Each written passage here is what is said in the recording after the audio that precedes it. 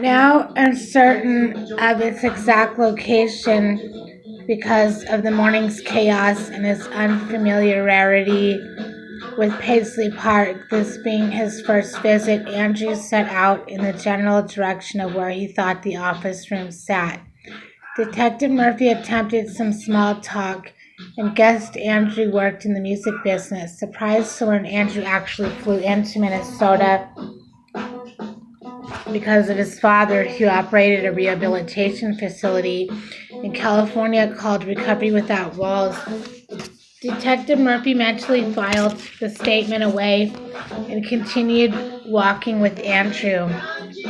The two men soon found Andrew's green backpack in a large office sprouting off a wide hallway in Paisley Park's expansive west wing.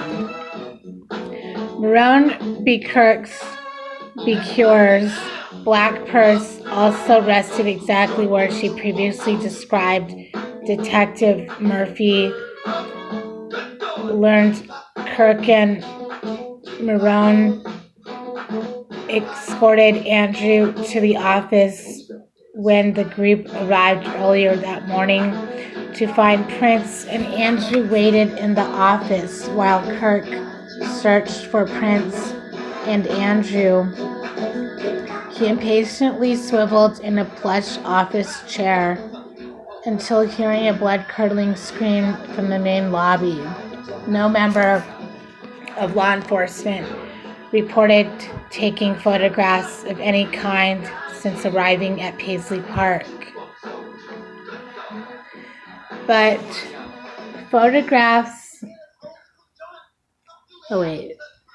Detective Murphy now snapped the first set, a series of overview pictures of the room successfully saved to his phone. Detective Murphy allowed Andrew to fetch his backpack and coat. He also picked Marone's purse up off of the floor and handed it directly to Detective Murphy, who for now took possession of all three items. And at no time did Detective Murphy see Andrew remove anything from the bag, coat, or purse, and the two remained in close proximity throughout their time away from the lobby. Andrew and Detective Murphy returned to the main area where they again found Marone, Kirk, and Dr. Schulenberg. Andrew said he did not know Dr. Schulenberg. Detective Murphy still held the backpack and purse.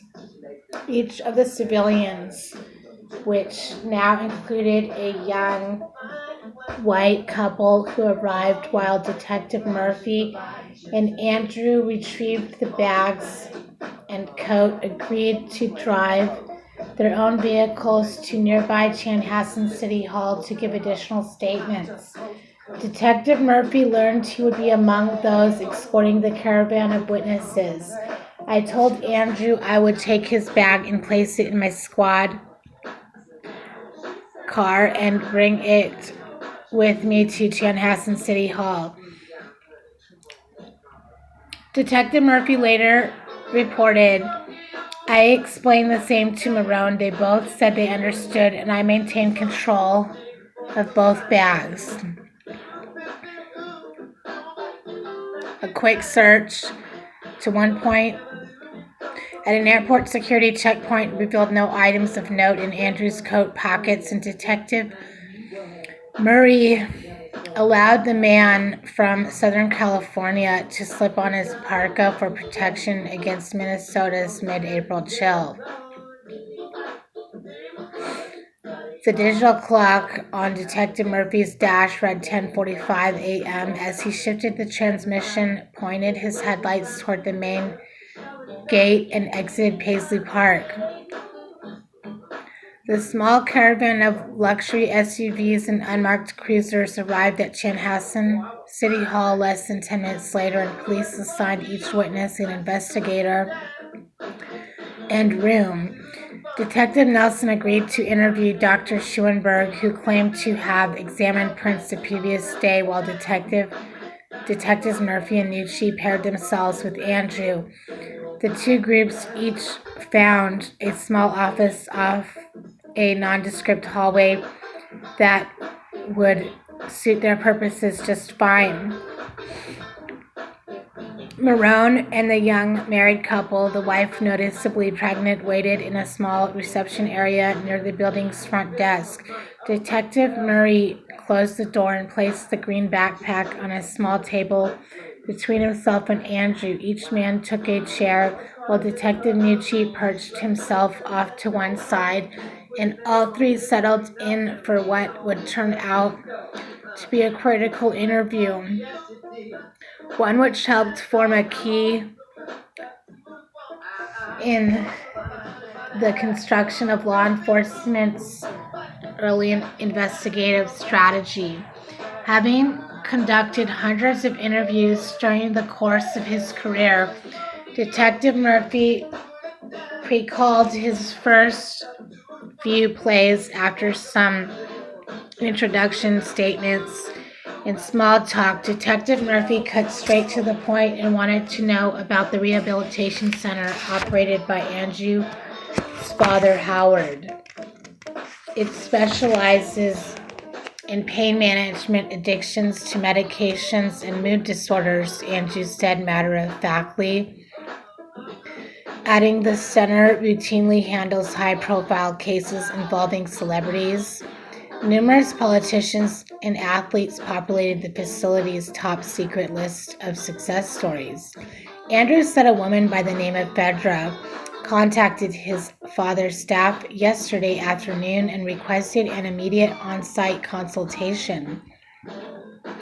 Fedra, according to Andrew, took care of travel arrangements as well. Andrew went on to say his father's pre-departure instructions included gathering data on Prince's issue and condition, further explaining how he inferred Prince may be experiencing withdrawal symptoms related to opioids. Though not a licensed doctor in either Minnesota or California, Andrew did volunteer. He at one point took pre-med courses and had an academic background in medicine. This explained Andrew's decision to not start CPR after observing clear signs of rigor through Prince's torso. Andrew told Detective Murphy he flew to Minnesota to discuss concerns with Prince's health. Adding, Kirk and Marone met him for breakfast at a hotel near Paisley Park. Andrew said he never met, spoke to, or otherwise communicated with Prince directly and believed the same to be true for his father. After again estimating the group of three arrived at Paisley Park around 9:15 a.m., Andrew said he waited in an office for somewhere between 5 and 15 minutes while Kirk went to look for Prince.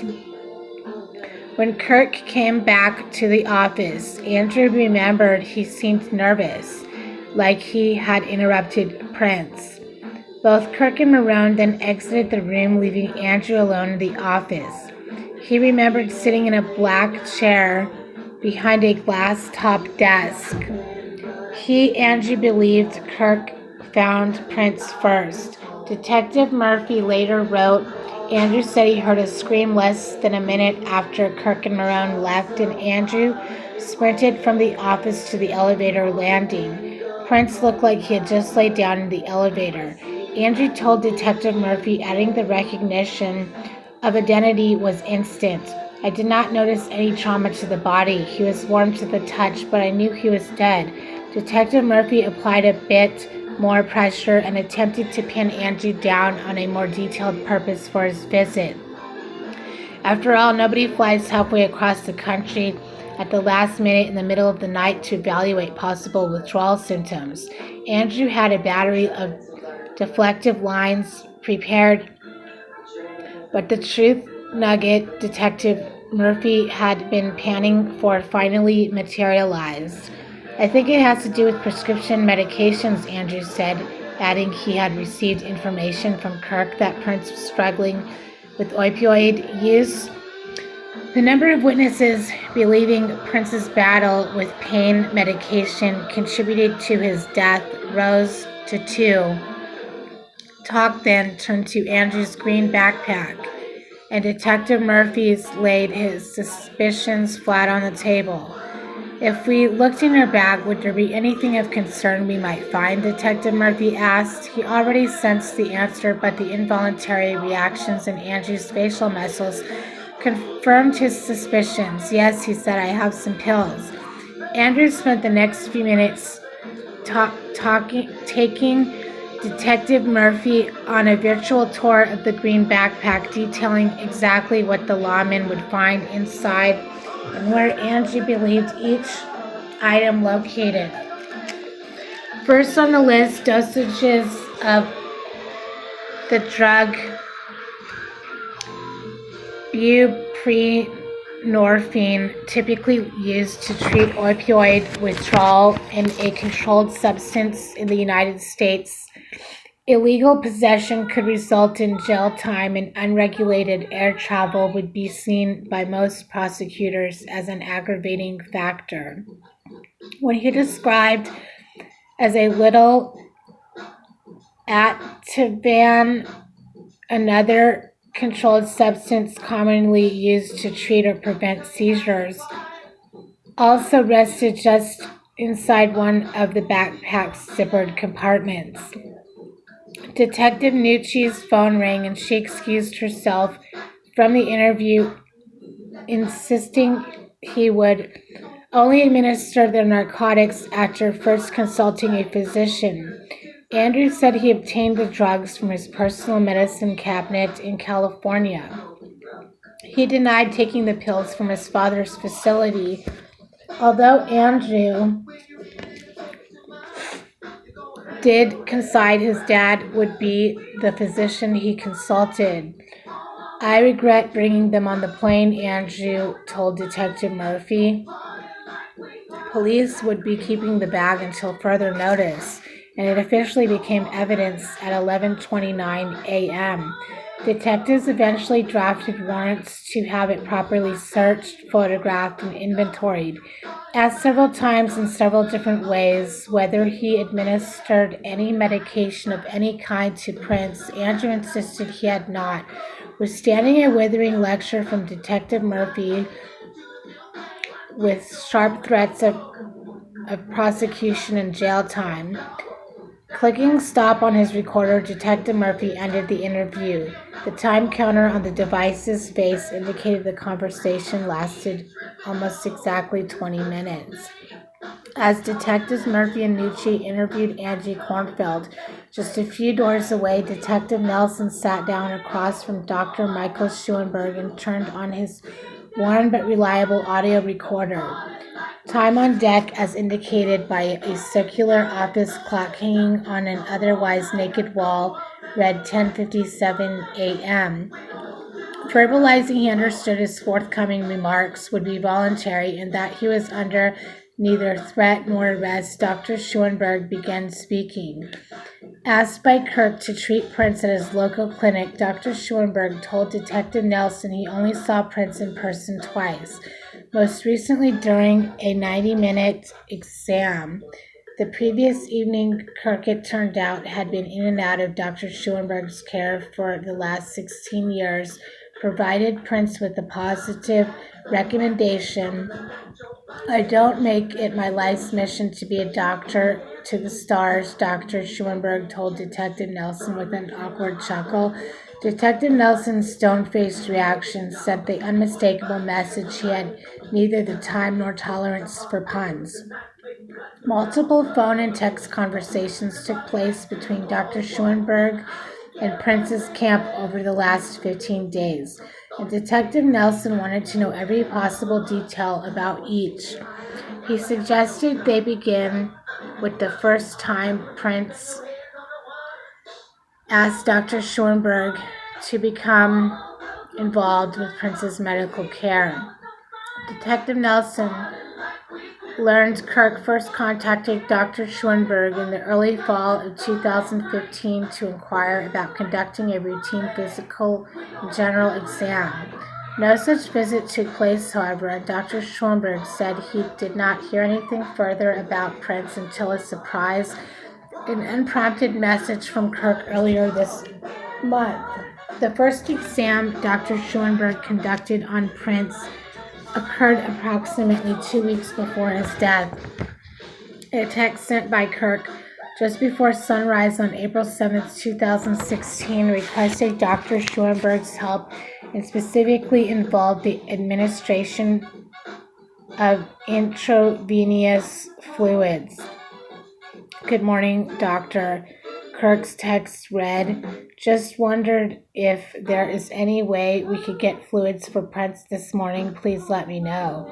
Replying, the clinic's private area and entrance could be used. Dr. Schoenberg inquired about Prince's symptoms. He would rather if a doctor would come to him, Kirk responded. We are supposed to fly out today for a show. He might have some other issues, I think. If you could call me when you are able. No elaboration of Prince's other issues accompanied Kirk's text, but detectives found the choice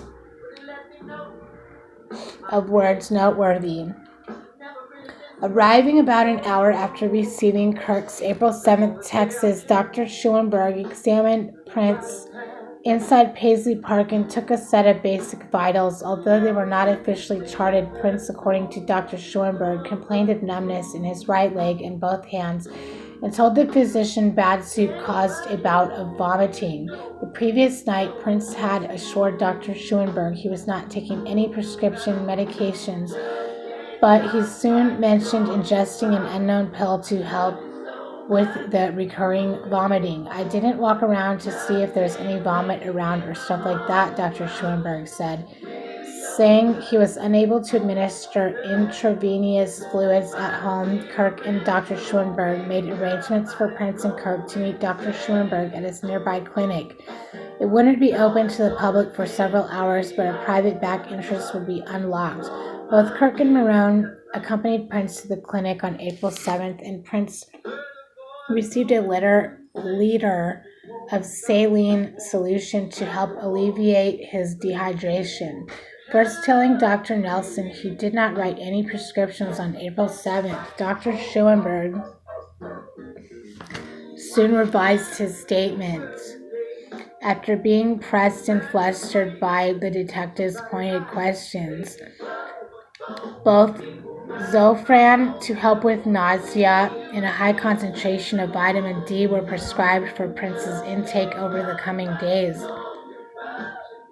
Oddly, both scripts were written out in Kirk's name, an unusual but not unheard of medical tactic used when celebrities are involved and the tablets not classified as controlled substances by the U.S. government. It would not, as Detective Nelson soon discovered, by the last time Dr. Schoenberg wrote Kirk a prescription meant for Prince. I hope things went reasonably well for your boss, Dr. Schoenberg texted Kirk later the same day. Have a safe trip. We can arrange to do lab testing if needed at a later visit if interested. Kirk asked the doctor how he thought the examination went, and Kirk received a prompt reply informing him no major complications or concerns were discovered. He just doesn't look really well, Dr. Schoenberg texted. As you have known him longer, you can tell that better than me. Investigators later executed a search warrant on Prince's medical records and found Dr. Schoenberg's notes from the visit. The full list of complaints registered by Prince included vomiting, tingling in the right leg below the knee that felt like pins, needles, numb hands, and the feeling of a foreign object in his left eye and feeling out of balance. A day later, April 8th, Prince personally called Dr. Schoenberg to discuss his health, telling the physician he was feeling better and asking to schedule a second visit. Prince and Dr. Schoenberg briefly discussed follow-up lab testing and some new symptoms.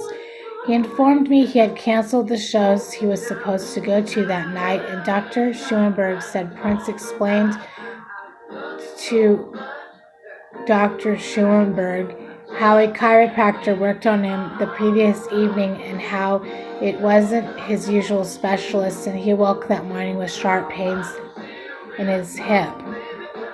And Prince's hip problems stemmed from injuries sustained earlier in his musical career, and he underwent a complete hip replacement somewhere around 2010.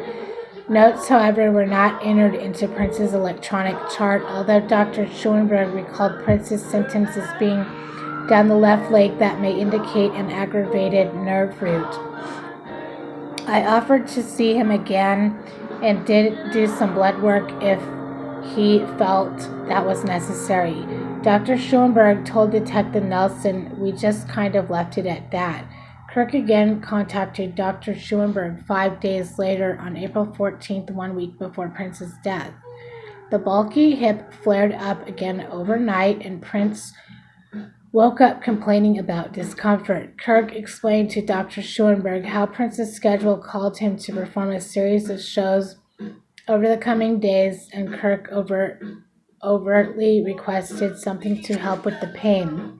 An agreeable Dr. Schulenberg prescribed 15 tablets of Percocet, which Dr. Schulenberg said he felt comfortable prescribing because he examined Prince less than a week earlier. Detective Nelson began asking about access to Prince's medical records. His sharp questions eventually steered Dr. Schulenberg into admitting he committed a serious ethical infraction by again consenting to a request from Kirk to omit Prince's name from the formal script. This time, however, the medication in question, Percocet, clearly carried a controlled substance designation, and Dr. Schulenberg knew he faced potential disciplinary actions from both law and medical license boards.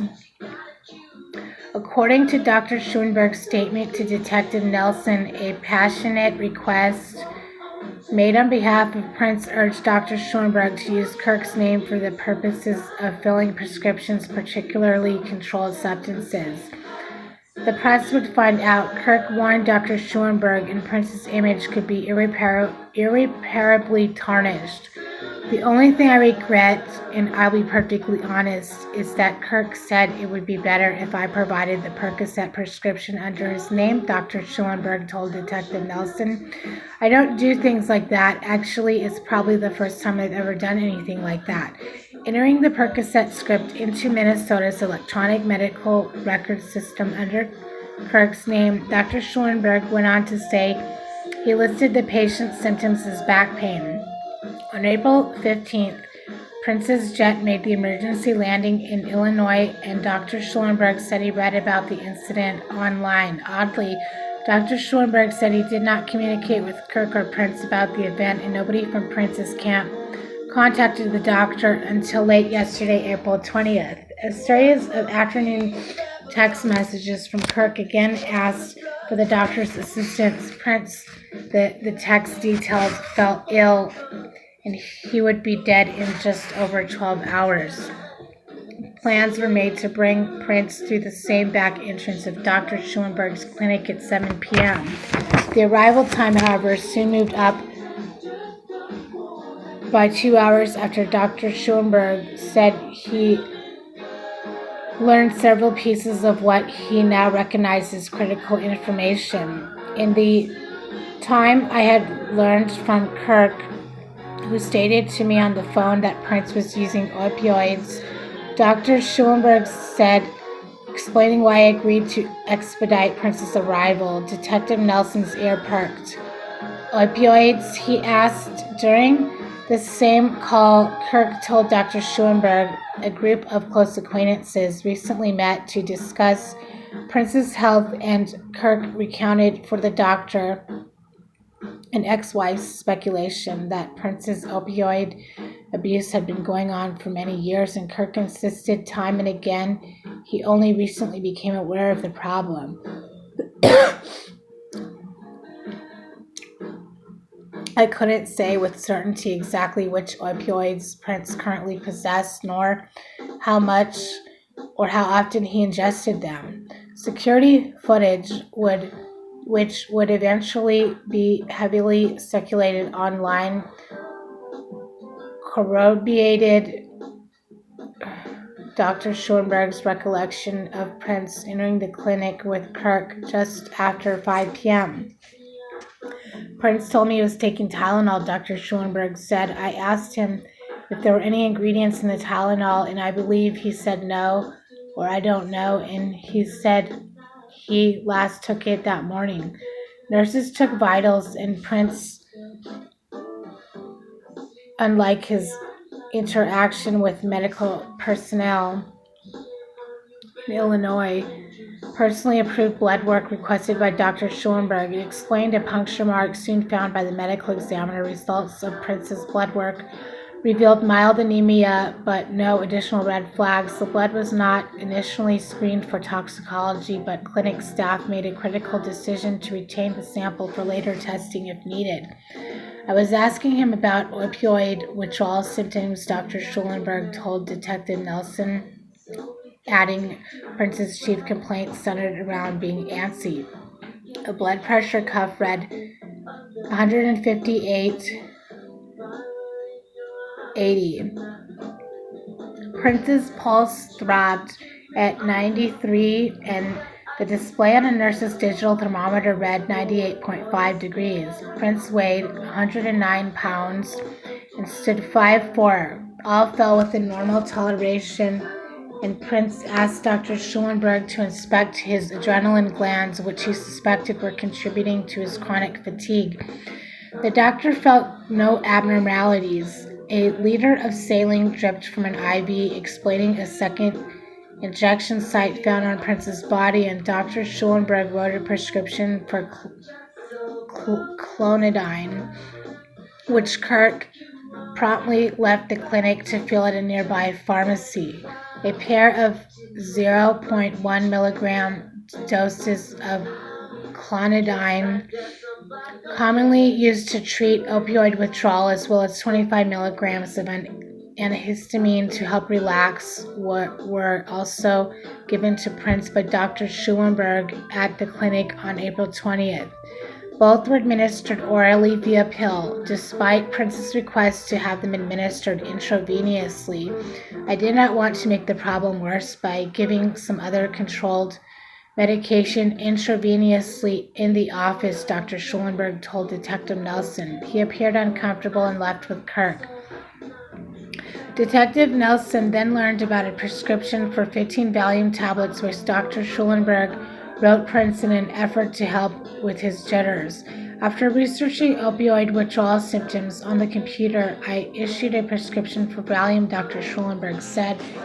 I perform vasectomies and typically give Valium to men so they can relax. In total, 15 capsules of Valium, 30 doses of clonidine, and 30 antihistamine pills were prescribed. All fall under the classification as moderate dosage for a short-term duration. Prince specifically asked what the prescriptions were, and I didn't want to lie, Dr. Schulenberg said. It was Kirk's preference to not even have the Valium available, which I totally understand. Several witnesses hinted Kirk undertook a mission to intercept all narcotics from entering Prince's possession in the days before his friend's death, and some speculated Prince intentionally hid pills from Kirk in order to avoid confiscation. An open and frank discussion between Prince, Kirk, and Dr. Schulenberg took place toward the end of Prince's April 20th clinic visit, and Prince indicated he understood the Valium should only be used as a last resort. I will use the other two prescriptions first, Prince said to Dr. Schulenberg. A urine sample submitted voluntarily just prior to Prince departing the clinic popped positive for opioids, although Dr. Schulenberg told Detective Murphy tests to pinpoint exactly which ones had not yet been returned. The phone rang 2 hours after Prince left Dr. Schulenberg's clinic.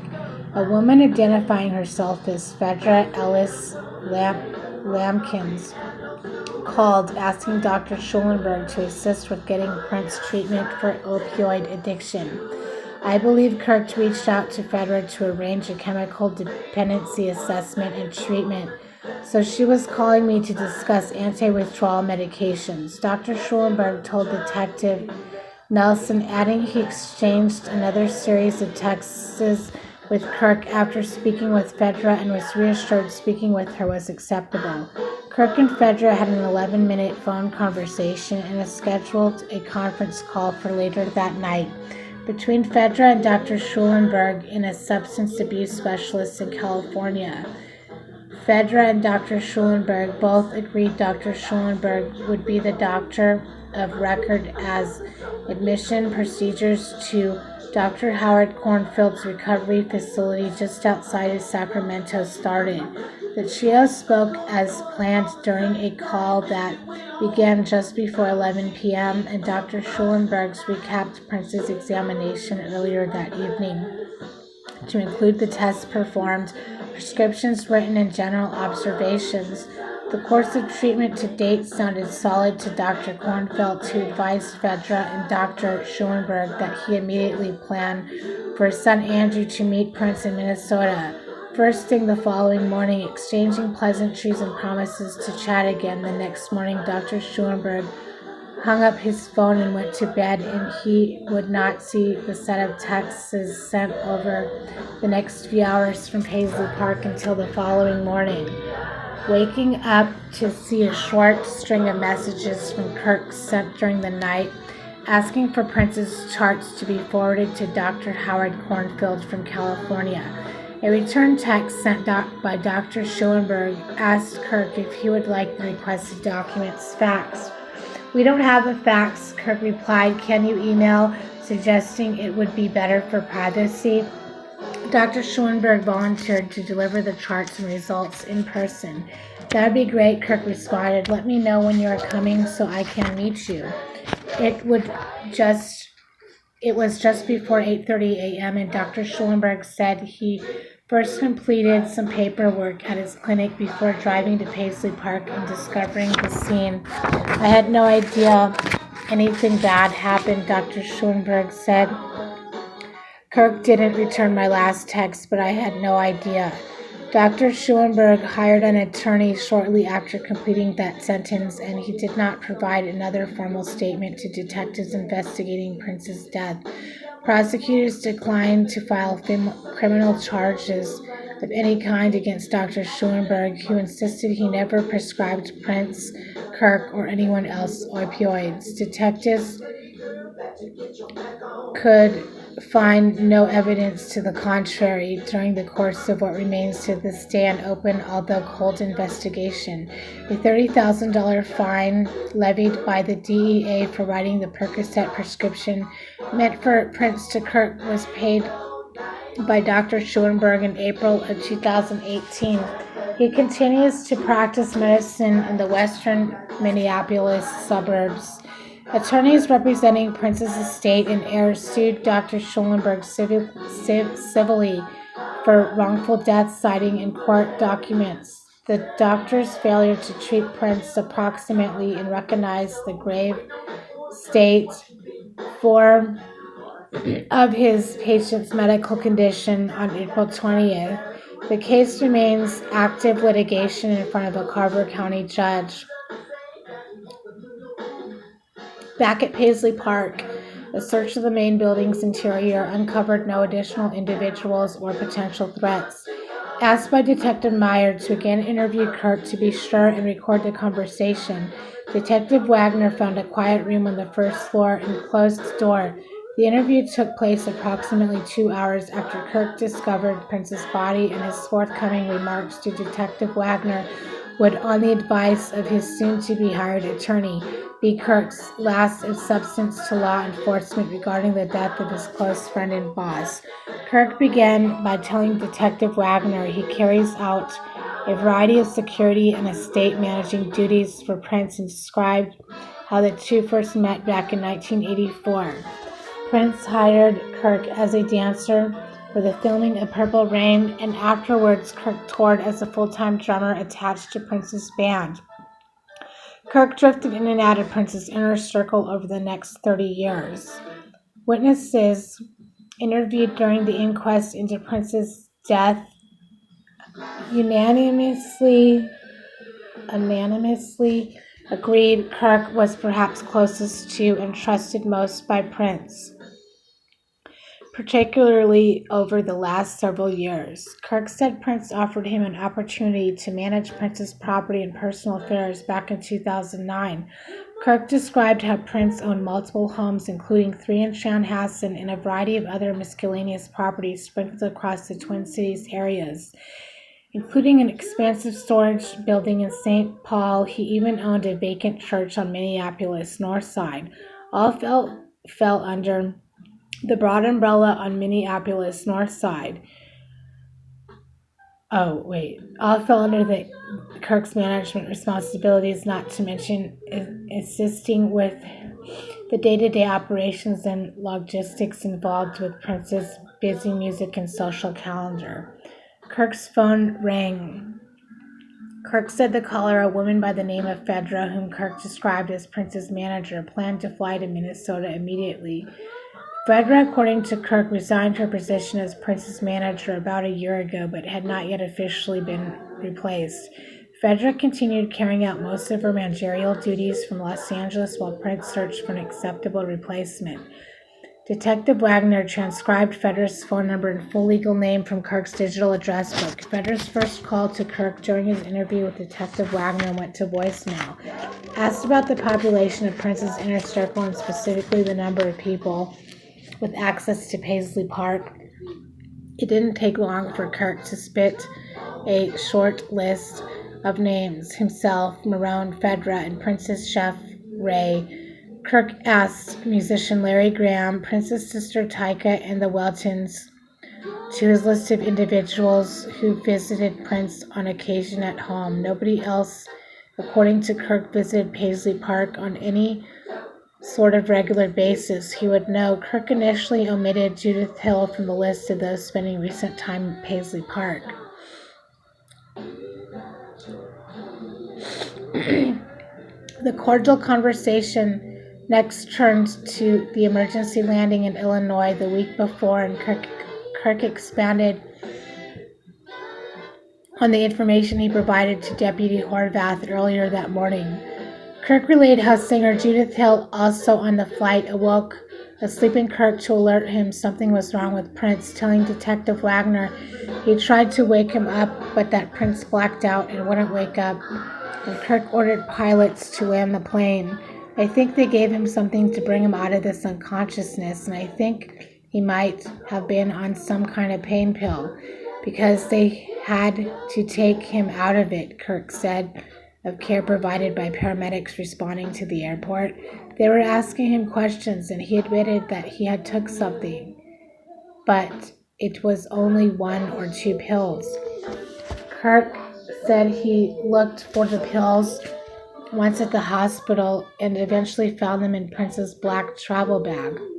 He failed to remember the exact name of the capsules, but Kirk told Detective Wagner they were inside a Bayer aspirin bottle. Estimating Prince received discharge papers somewhere around 9 a.m., Kirk recounted how he and Prince left the airport in separate vehicles after landing back in Minneapolis. Judith Hill went with Prince, presumably back to Paisley Park. Kirk went home. Detective Wagner scrawled a short note detailing Kirk's passing mention of an aspirin bottle and mentally filed his information about the plane landing away to chase later. Talk next turned to Judith Hill. Is Judith Hill Prince's girlfriend? Detective Wagner asked. No, Kirk replied. She's just an artist of his, a singer. Judith's role in Prince's life contradicted statements later provided by Judith to investigators. Detective Wagner wanted to know more about the middle-aged Caucasian man wearing a blue coat and who showed up at Paisley Park this morning. That's Dr. Schulenberg, and I had Prince see him because I was concerned about his health, Kirk said. I was like, you need to see a doctor to see what's going on with you, because Prince kept saying he was dehydrated and had tingling in his arms. He agreed. Mentioning he worked as a fitness instructor, Detective Wagner asked for Kirk's assessment of Prince's physical presentation in the days and hours before his death. Was he depressed? Was he eating? Were there any unusual phone calls or trips downtown? He had been looking just a little frail, Kirk said. He always kind of goes up and down, but he ate pretty healthy. Prince adhered to a loose vegetarian diet which Kirk said sometimes consisted of fish and eggs. Alcohol consumption fell inside a social classification, and Kirk insisted he never knew Prince to be a crazy overdrinker. He drank a lot of water, Kirk said. Investigators also learned from Kirk about Prince's fondness for the small red bottles of 5-hour energy drinks, which were found in quantity throughout Prince's living quarters, luggage, trash, and garage. A creature of the night, Prince never ate breakfast, but normally asked lunch and dinner be prepared by his chef Ray. It's all about work, Kirk said. I get texts and emails at 2 or 3 a.m., and it's always been that way. We'd stay up all night during after parties, and he'd sleep during the day. His day starts at 2 or 3 p.m. Use of the word Texas prompted Detective Wagner to ask Kirk for clarification on Prince's cell phone ownership. Kirk corrected himself, clarifying that Prince communicated almost exclusively by email and by landlines in his bedroom and the upstairs kitchen. Kirk and Prince hosted a dance party at Paisley Park the previous Saturday, April 16th, to let his friends and peers know he was okay and back to normal. News reports describing the plane landing made rounds on social media sites and wire services around the globe. Prince wanted to show everyone he was happy and healthy. About 300 people attended, according to Kirk, and Prince seemed fine as he chatted with guests. Kirk claimed he did not talk to or see Prince again till Tuesday, April 19th. Prince wanted to speak with friend and longtime collaborator Larry Graham, whom Kirk said paid Prince a personal visit to Paisley Park. Kirk arranged the evening meeting. Me, Larry, and Marone came here, and he was talking about how he had to cancel these next few shows because we had talked about him taking a rest. Kirk told Detective Wagner, we told him he needed to rest because of the episode last week, and we asked him to take some time off from touring. Larry's version of the meeting, as told to detectives in the coming days, differed noticeably from Kirk's. The meeting, according to Kirk, lasted about an hour and concluded with Prince in seemingly good spirits. Kirk remembered Prince telling Larry how we didn't want him to do these shows because he wasn't feeling well. They were trying to urge Prince to take a break. Detective Wagner later wrote, Kirk told me Prince was the one who wanted the help, and they urged Prince to get a physical exam by a doctor. That was why Kirk made the appointment with Dr. Schuenberg the next day. Kirk believed blood and urine tests taken at Dr. Schuenberg's clinic on April 20th indicated Prince was on something. The doctor was just bringing the test results back to me today, Kirk said. Kirk recounted how he and Prince went to a nearby Walgreens after leaving Dr. Schuenberg's clinic to fill some prescriptions. Although Kirk could not immediately recall the names of the drugs, he remembered there had been 3 in total. He was having jitters, and he was telling me he needed something to help him come down off of the Tylenol or whatever, Kirk said. It was to help him calm his nerves and jitters or whatever. We picked it up, and he took one. He said it wasn't helping. Prince then took a pill from the second bottle. There were 3 bottles because I went to get that one that he didn't feel was working, Kirk said. Dr. Schuenberg gave us 2 more to try for him, and he took one of those. He said, this is not working either. It's not helping me. Kirk said he did not leave those medications with Prince overnight, and they were not in the mansion. So where are they, Detective Wagner asked. I think I might have threw them away because I was like, if he ain't gonna take them, I'm throwing them away. Kirk replied, I'll check and see. Wait, I might even just have them at home. I'm not sure. Yeah, I think I kept them. Detective Wagner made clear she needed those pills immediately. Kirk nodded in understanding. At some point the previous afternoon, Prince began telling Kirk he wanted to talk to someone. Kirk and Fedra immediately reached out to a treatment facility in California specializing in high-profile recovery cases. Notorious for his desire to lead a private life, Kirk responded to Detective Wagner's inquiries about opioid use with versions of Prince hit it well, and those closest to him were afraid to talk about it. Was he addicted to pain medications? Detective Wagner flatly asked. He never told me that, but that's what I'm finding out, Kirk replied. I just figured that out after we had to land the plane. It started making sense. It scared me. His behavior sometimes and change of mood made me think that's what is going on. Yes, that's why I took the incentive and said, let's go see my doctor.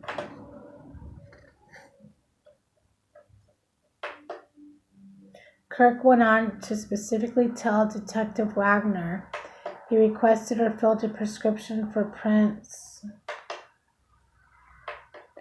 Detectives quickly debunked Kirk's claim. I would later find out this information contradicts the statement provided by Dr. Schulenberg when he admitted to Detective Nelson he gave a prescription for Percocet to Prince, but put the prescription in Kirk's name because Prince did not want to be tied to the narcotic. Detective Wagner wrote in her official report, the only other time in recent memory Prince saw a doctor, according to Kirk, was when an ambulance rushed Prince to a nearby emergency room, but Kirk said that was a year ago. Detective Wagner asked Kirk if it was typical for Prince to use the elevator. Kirk indeed classified the behavior as normal for Prince. Okay, and who is Andrew Kornfeld and how does he come into all of this? Detective Wagner asked. Andrew was from the company we called to come out here and try to help him get, possibly talk to him to see if he can get off any of these pain pills, Kirk said. We were just trying to reach out because Prince said he wanted to talk to someone. So yesterday we reached out to this guy in San Francisco. Recovery Without Walls is the name of the company. Numerous pings and rings caused Detective Wagner to pause the interview at multiple junctures, including for another incoming alert from Fedra. This time Kirk answered and the two had a 30-second conversation while Detective Wagner listened. Yes, ma'am, keep it together. Yep, yeah, I know, me too. This is ridiculous, right? I know. Yeah, keep it together. I don't know what to do either. It's just crazy now, but we gotta keep it together somehow. I don't know. Yeah, I'm talking to a detective right now. She's just asking me questions just about, the last time I seen him, taking him to the doctor, stuff like that. Yeah, I think she's at City Hall or something. They got her, just her and Josh and Hannah.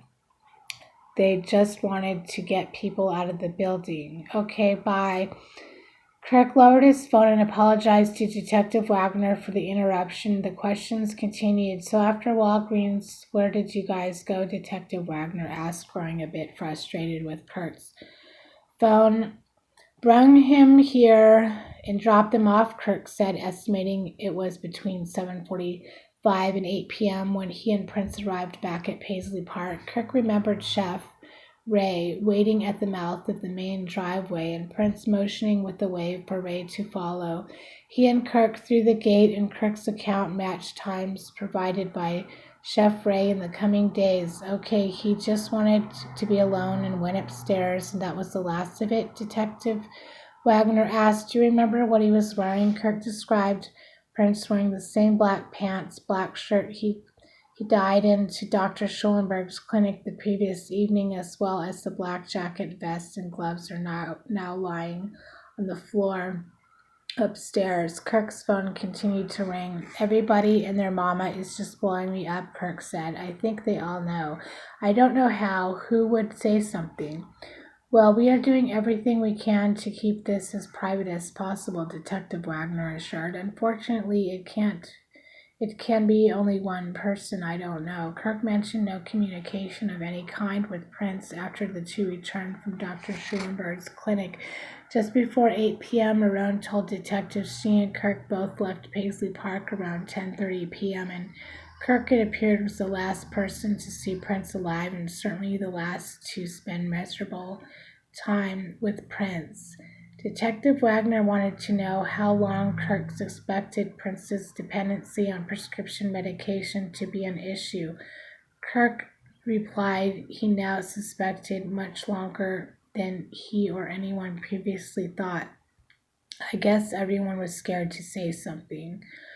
I don't know, Kirk, said. That's what pisses me off because it's like, man, how did he hide this so well?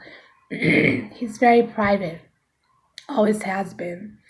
Kirk next brought Detective Wagner up to speed on Prince's relationship with Larry Graham, a bass guitarist and longtime friend who now occasionally played concerts at Paisley Park. They were also both Jehovah's Witnesses, so they went to church together, Kirk said, forking over complete contact info for Larry to Detective Wagner. Kirk next brought Detective Wagner up to speed on Prince's relationship with Larry Graham. Wait, I already read that part. Talk quickly turned to the events of that morning, and Kirk recounted how he and Marone met Andrew at the nearby hotel for breakfast.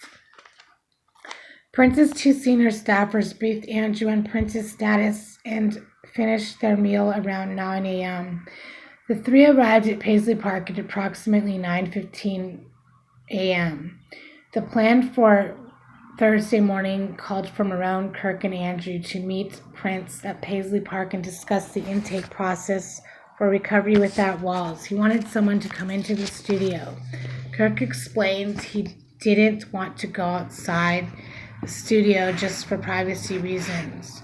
Andrew was going to come in the place of his dad, and his dad was going to come tomorrow, and they were going to talk with Prince about what we can do to bring him down off the opioids. Prince wanted it. He wanted something. Kirk, Marone, and Andrew finally decided to drive to Paisley Park after not hearing from Prince for more than 12 hours, an unusual time that was not normal. I tried to call, and something just didn't feel right, Kirk said. I tried to call his room, nothing. I tried calling the kitchen, nothing. Those are the only two numbers you usually can get from him or on the computer. He don't have no cell phone or nothing. Cell phone records soon confirmed Kirk placed calls to both numbers at the times he claimed. Detective Wagner quizzed Kirk, whose titles included the head of security on the safeguards protecting Paisley Park, specifically the primary building's alarm and camera systems. There's no security system, it's just doors that are locked or unlocked, Kirk said, that's all. There's no camera or alarms. Prince is very self-conscious for whatever reason. I know at one point there was, but there is nothing now.